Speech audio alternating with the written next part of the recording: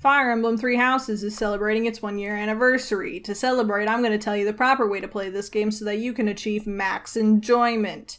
Welcome to my TED Talk.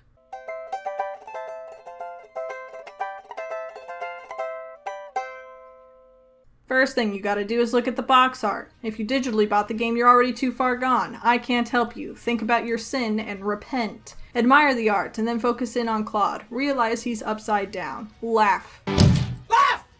This is the funniest joke in the game. If you don't find this joke funny, you just aren't smart enough to understand the deep complexities of the game. Give up now and go play Fortnite instead. Now that you've passed the first hurdle, you gotta select the language you want your precious child army to speak in. You can choose between the language of anime or the language of Family Guy, so go with your heart and pick Japanese, you wee piece of trash. Next, you've got to decide how you want to play the game, the way God intended or casual. You also have to decide if your time has value. I picked normal difficulty because I'm here to watch my children grow into an unstoppable fighting force and not have my butt handed to me by a random bandit on steroids. Third thing you gotta do is pick the real Byleth, the one with boobs and a fashion sense that says I want to be a knight, but I only go to Hot Topic. Now name her whatever you like as long as it's serious, because this is a serious game for serious people. The next thing you're going to do is pick the Blue Lions as your class, not because it's the best route, it isn't, but because it has the most basic story and you've got to get your toe wet before you can jump into an ocean filled with hungry lore sharks. You'll start getting into the game and you'll realize you can recruit lots of people. For your first run, recruit whoever you like, as long as you also recruit Marianne. You must always recruit Marianne. When you reach the time skip, you'll inevitably have an army full of hot babes. This is normal and simply the way the game is intended to play.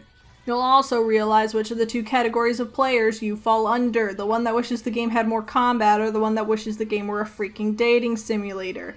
And speaking of romance, you get to have one. Your choices are Felix, Felix, Felix, or choosing one of the gay options, because while the men are duds, the women are all top tier hotties. When you finish your Blue Lions run, you're going to have a lot of questions because the Blue Lions run is basic as hell and has almost nothing to do with your character potentially being the living reincarnation of God. This is when you play the game a second time with New Game Plus and choose the Golden Deer. At first you're going to feel empty because the students you've grown to love aren't yours anymore and the new group of students is half unbelievable charm and half a pile of rocks. Not to mention the fact that the first 12 missions will be the exact same as when you played the Blue Lions house, making half of your playtime a repeat experience that only deviates slightly when Claude comes to talk to you with his signature snark. You'll get over it, push through, and start chanting Fear the Deer to yourself anytime you question if this route is really as good as the Ravenous fanbase makes it out to be. Here you'll learn all the seemingly important but overall unimportant secrets the game's been dangling in front of you since your dad died and you got a mythical makeover. And that's about it in terms of what you'll get out of it, but that's okay. You're not playing this route to feel fulfilled, you're playing it to get answers so you can get to the real game.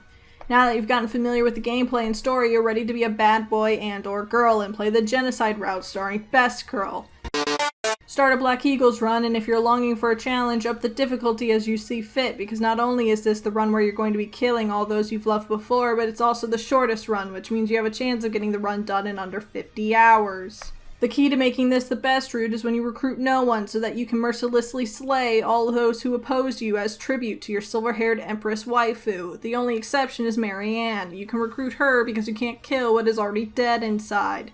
Towards the end of your school days, Edelgard's going to ask you to join her in a visit to dear old dying dad. Join her. If you don't, you'll automatically be forced into the worst route, Silver Snow. It's Diet Golden Deer and a waste of your time.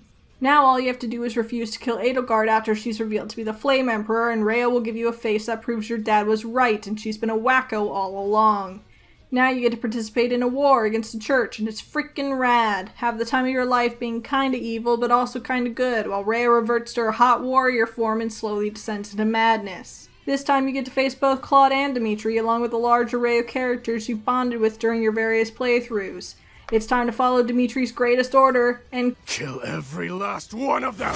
It's going to hurt, but it's also going to drive a compelling story forward that actually feels like it has costs. Make sure you pit Byleth and Edelgard against enemy main characters to unlock bonus dialogue and cutscenes for max feels.